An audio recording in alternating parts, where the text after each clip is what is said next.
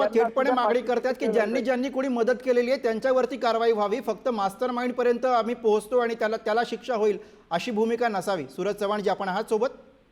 नाही, ज्याने कोणी मदत केलेली आहे त्यांच्यावरती कारवाई झालीच पाहिजे, सहआरोपी झाली पाहिजे, ही आमची भूमिका पहिल्या दिवसापासून आहे. आणि या हत्येमध्ये जे कोणी सहभागी आहेत त्यांच्यावरती सुद्धा कारवाई झालीच पाहिजे.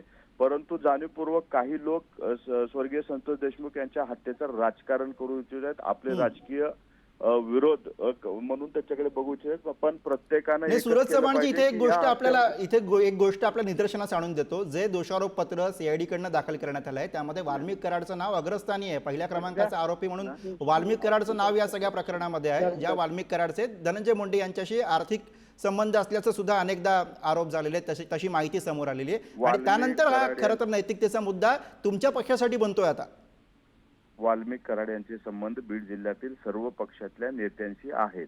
याचा अर्थ तुम्ही सगळ्याला दोषी धरणार का? तुम्ही अजूनही त्यांचं नाव आदराने घेताय का? नाही नाही नाही नाही सगळं मी माझं म्हणणं एक आहे की आपण एखाद्या व्यक्ती जवळचा ह्याचा अर्थ ते सहभागी असतो असं मी म्हणत. तुम्ही अजूनही वाल्मिक कराडचं नाव आदराने घेताय, मला चिंता वाटते. मी